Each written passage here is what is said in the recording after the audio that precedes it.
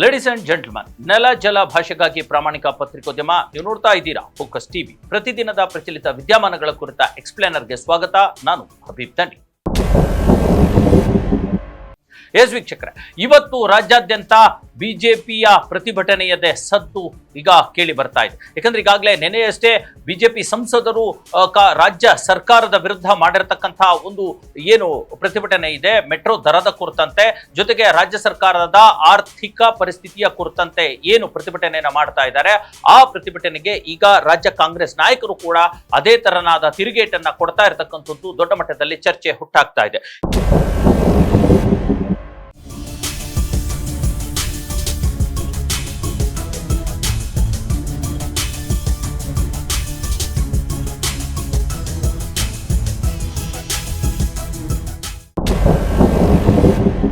ಈಗಾಗಲೇ ತೇಜಸ್ವಿ ಸೂರ್ಯ ಖಾಲಿ ಟ್ರಂಕ್ ಅನ್ನ ಹಿಡಿದು ಪ್ರತಿಭಟನೆಯನ್ನ ಮಾಡಿರ್ತಕ್ಕಂಥದ್ದು. ಕಾಂಗ್ರೆಸ್ ಸರ್ಕಾರ ಖಾಲಿ ಟ್ರಂಕ್ ಸರ್ಕಾರ ಅನ್ನುವಂಥ ಒಂದು ಮಾತನ್ನು ಕೂಡ ಹೇಳ್ಬಿಟ್ಟಿದ್ದಾರೆ ಅಲ್ವಾ. ಇದಕ್ಕೆ ಪೂರಕವಾಗಿ, ಇದಕ್ಕೆ ಪ್ರತಿಸ್ಪರ್ಧಿಯಾಗಿ ರಾಜ್ಯ ಸರ್ಕಾರದ ಅನೇಕ ಸಚಿವರು ಕೂಡ ವ್ಯಾಲಿಡ್ ಪ್ರಶ್ನೆಗಳನ್ನ ಎತ್ತಿದ್ದಾರೆ. ಅದನ್ನ ಬಿಜೆಪಿ ಸಂಸದರು ಉತ್ತರ ಕೊಡ್ತಾರ ಅನ್ನುವಂಥದ್ದು. ಡಿ.ಕೆ. ಸುರೇಶ್ ಅವರ ಜೊತೆಗೆ ಈಗ ರಾಮಲಿಂಗಾರೆಡ್ಡಿ ಒಂದು ಮಾತನ್ನ ಹೇಳಿದ್ದಾರೆ. ದಮ್ಮಿದ್ರೆ ದೆಹಲಿಯಲ್ಲಿ ಹೋಗಿ ರಾಜ್ಯಕ್ಕೆ ಬರೋ ಅನುದಾನದ ಬಗ್ಗೆ ಹೋರಾಟ ಮಾಡಲಿ ಬಿಜೆಪಿ ಸಂಸದರು. ಬಿಜೆಪಿಯವರು ಬರೀ ಸುಳ್ಳು ಹೇಳ್ತಾರೆ, ಜೊತೆಗೆ ಬರೀ ನಾಟಕ ಮಾಡ್ತಾರೆ. ಬಿಜೆಪಿ ಅಂದ್ರೆ ಸುಳ್ಳರು, ಬಿಜೆಪಿ ಅಂದ್ರೆ ನಾಟಕ ಮಾಡೋರು ಅನ್ನುವಂತ ಒಂದು ಆರೋಪವನ್ನ ಹೇಳ್ಬಿಟ್ಟಿದ್ದಾರೆ. ಅಂದ್ರೆ ಅವ್ರು ಹೇಳುವಂಥದ್ದು, ನಿಮಗೆ ದೆಹಲಿಯಲ್ಲಿ ಹೋಗಿ ರಾಜ್ಯಕ್ಕೆ ಬರುವಂತ ಅನುದಾನದ ಬಗ್ಗೆ ಕೇಳುವಂತ ದಮ್ ಇದೆಯಾ ಅನ್ನುವಂಥ ಒಂದು ಪ್ರಶ್ನೆಯನ್ನ ಕೇಳ್ತಿದ್ದಾರೆ. ಎಚ್.ಕೆ. ಪಾಟೀಲ್ ಕೂಡ ಒಂದು ಮಾತು ಹೇಳ್ತಾರೆ, ಕೇಂದ್ರ ಸರ್ಕಾರವೇ BMRCL ಅಥವಾ ಮೆಟ್ರೋ ದರ ಹೆಚ್ಚಾಗ್ಲಿಕ್ಕೆ ಕಾರಣ ಆಗಿರ್ತಕ್ಕಂಥದ್ದು. ಹಾಗಾಗಿ ಈ ಬೋರ್ಡ್ನ ತೀರ್ಮಾನದಂತೆ, BMRCL ಅವರ ಬೋರ್ಡ್ನ ತೀರ್ಮಾನದಂತೆ ಈ ದರವನ್ನ ಹೆಚ್ಚಳ ಮಾಡಲಾಗಿದೆ, ರಾಜ್ಯ ಸರ್ಕಾರದ ಪಾತ್ರ ಇಲ್ಲ ಅನ್ನುವಂಥ ಒಂದು ಮಾತನ್ನು ಕೂಡ ಸ್ಪಷ್ಟನೆಯನ್ನು ಕೊಡ್ತಾರೆ.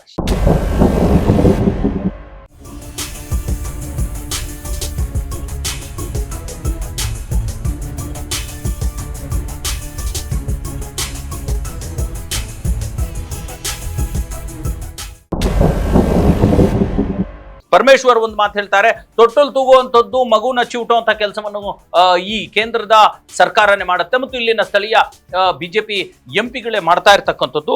ಹಾಗಾಗಿ ಬಿಜೆಪಿ ಕೇಂದ್ರದೊಂದಿಗೆ ಮಾತಾಡಿ ನಮ್ಮ ರಾಜ್ಯಕ್ಕೆ ಬರಬೇಕಾಗಿರ್ತಕ್ಕಂಥ ಹಣವನ್ನು ಕೊಡಿಸ್ಲಿ ಅನ್ನುವಂಥ ಒಂದು ಹಕ್ಕೊತ್ತಾಯವನ್ನು ಕೂಡ ಮಾಡ್ತಾ ಇರ್ತಕ್ಕಂಥದ್ದು. ಇದಷ್ಟೇ ಅಲ್ಲದೆ ಡಿ.ಕೆ. ಸುರೇಶ್ ದೊಡ್ಡ ಮಟ್ಟದ ಆರೋಪವನ್ನು ಕೂಡ ಮಾಡಿದ್ದಾರೆ.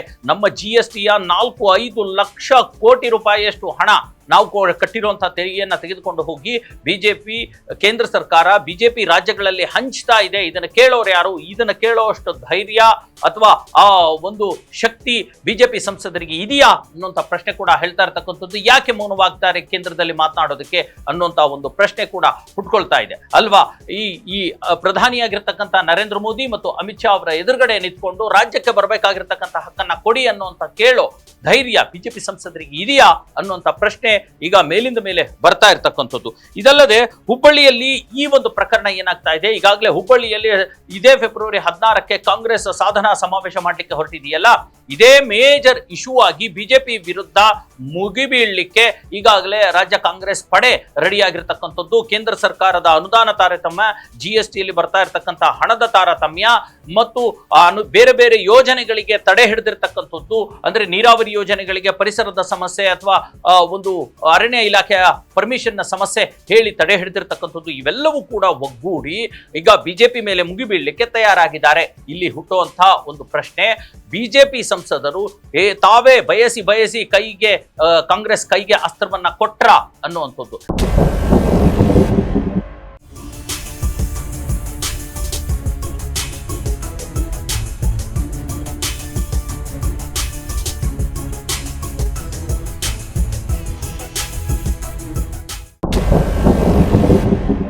ಕೇಂದ್ರ ಬಿಜೆಪಿ ಸರ್ಕಾರದ ಮೇಲೆ ದಾಳಿ ಮಾಡಲಿಕ್ಕೆ ಮತ್ತು ಅದು ಹೇಗೆ ಎಷ್ಟೆಲ್ಲ ಯೋಜನೆಗಳನ್ನ ತಡೆ ಹಿಡಿದಿದೆ ಅಂತ ಹೇಳಲಿಕ್ಕೆ ಈಗ ಕಾಂಗ್ರೆಸ್ ನಾಯಕರು ರೆಡಿಯಾಗಿರ್ತಕ್ಕಂಥದ್ದು ಬಿಜೆಪಿ ಸಂಸದರಿಗೆ ನುಂಗಲಾರದ ತುತ್ತಾಗಿ ಪರಿಣಮಿಸಿದೆ. ನೋಡಿ, ಇದ್ರ ಜೊತೆಗೆ ಈಗಾಗಲೇ ರಾಜ್ಯದಿಂದ 4 ಸಚಿವರುಗಳು ಕೆಲಸ ಮಾಡ್ತಾ ಇದ್ದಾರೆ.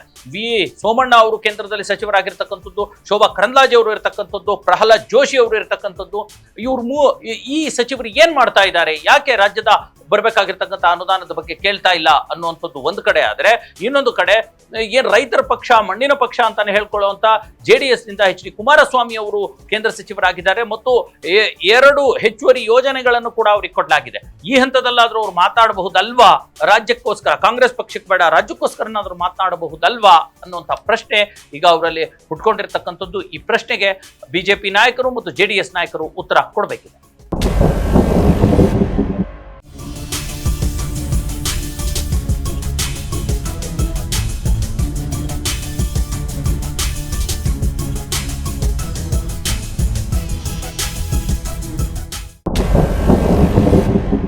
ಎಸ್ ವೀಕ್ಷಕರೇ, ಇದಾಗಿತ್ತು ಇವತ್ತಿನ ಖಾಲಿ ಟ್ರಂಕ್ ವರ್ಸಸ್ ನಾಟಕ ಮಂಡಳಿ. ಅಂದ್ರೆ ಬಿಜೆಪಿ ಮತ್ತು ಕಾಂಗ್ರೆಸ್ ನಡುವಿನ ವಾದ ಪ್ರತಿವಾದ, ಆರೋಪ ಪ್ರತ್ಯಾರೋಪ, ಏಟು ತಿರುಗೇಟು ಹೇಗೆಲ್ಲ ನಡೀತಾ ಇದೆ ಅನ್ನುವಂಥದ್ದು. ಆದ್ರೆ ಈ ಇಬ್ಬರ ಜಗಳದ ನಡುವೆ ನಿಜವಾಗ್ಲೂ ಸಫರ್ ಪಡ್ತಾ ಇರತಕ್ಕಂಥವ್ರು ಈ ಕರ್ನಾಟಕ ರಾಜ್ಯದ ಬಡ ಜನ ಅನ್ನುವಂಥದ್ದು ಅದು ಸಾಬೀತಾಗ್ತಾ ಇದೆ. ಮುಂದಿನ ಮತ್ತೊಂದು ವಿಚಾರದೊಂದಿಗೆ ನಿಮ್ಮ ಮುಂದೆ ಬರ್ತೀನಿ. ಅಲ್ಲಿವರೆಗೂ ನೋಡ್ತಾ ಇರಿ ನೆಲ ಜಲ ಭಾಷೆಗಾಗಿ ಪ್ರಾಮಾಣಿಕ ಪತ್ರಿಕೋದ್ಯಮ, ನಿಮ್ಮ ಫೋಕಸ್ ಟಿವಿ.